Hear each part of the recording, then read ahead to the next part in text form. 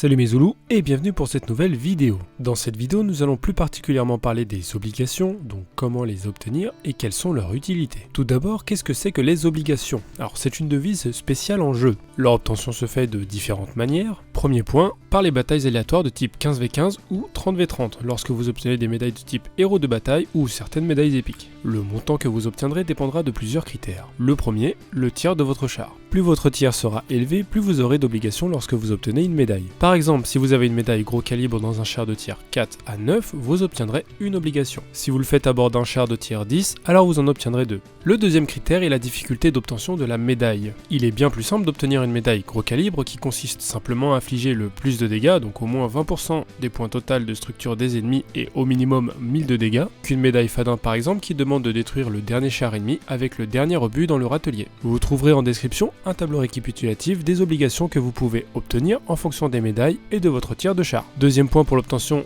d'obligations, les batailles classées. Vous pouvez obtenir des obligations via les batailles classées en fonction de votre rank. Si vous atteignez les qualifications, vous aurez 1100 obligations. 1475 pour avoir atteint la division 3, 2050 pour avoir atteint la division 2, et 3400 pour la division 1. Attention, ces informations ne sont valables que pour la saison 2019 et évolueront probablement dans le futur. Troisième point, les campagnes. Donc en effet, il est possible d'obtenir des obligations via la campagne du Object 279. Vous obtiendrez entre 125 et 150 pour les premières missions et 1750 pour les dernières. Concrètement, il y a 16 missions qui apportent 125 soit 2000 obligations, 10 missions qui apportent 150 soit 1500 obligations et 4 missions qui apportent 1750 soit 7000 obligations pour un total de 15 000 obligations.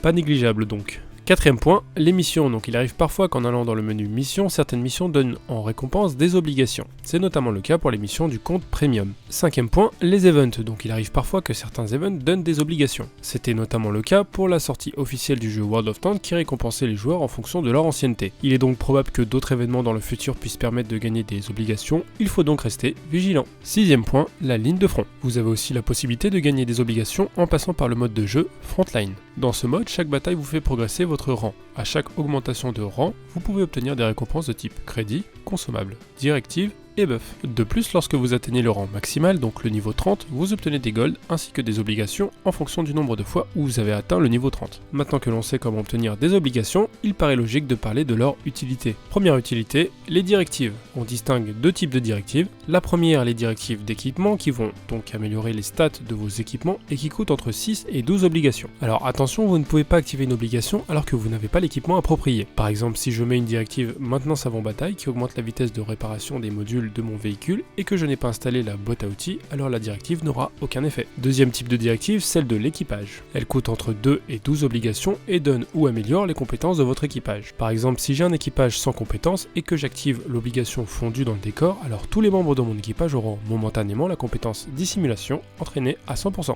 Par contre, si mon équipage a déjà cette compétence à 100%, alors un bonus de 10% sera appliqué en plus de la compétence camouflage. Deuxième utilité des obligations, les équipements améliorés. Leur coût se situe entre 3000 et 5000 obligations et sont donc à ce titre difficiles d'accès. Ils sont, comme leur nom l'indique, des versions améliorées des équipements. Par exemple, prenons les optiques traitées, donc les standards vous permettent d'améliorer de 10% votre portée de vue, les améliorer c'est 12,5. Nous sommes clairement dans l'optimisation, mais le petit plus peut permettre de retourner la bataille dans certaines circonstances. Petite information, il faut choisir intelligemment sur quel char vous allez installer votre équipement amélioré, car il vous en coûtera 200 obligations pour les retirer. Autre information, vous ne pouvez pas cumuler les équipements, impossible donc d'installer une optique standard et une optique améliorée. Vous pouvez aussi faire quelques économies en vous rendant dans le menu magasin, puis objet avec obligation, où vous trouverez des offres promotionnelles. Par exemple, l'offre kit de combat permet l'achat d'un système de ventilation amélioré, plus un système de chargement innovant pour un total de 9000 obligations, soit 1000 obligations d'économiser. Vraiment pas négligeable donc. Troisième utilité des obligations,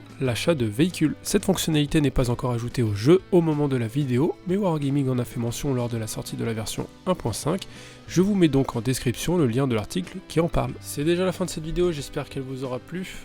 N'oubliez pas de mettre en commentaire si vous avez des petites choses à ajouter sur comment obtenir des obligations ou comment les utiliser. Et bien sûr, le petit like si vous avez aimé. Et si vous voulez suivre la chaîne, abonnez-vous. Quant à moi, je vous dis see you pour de prochaines vidéos.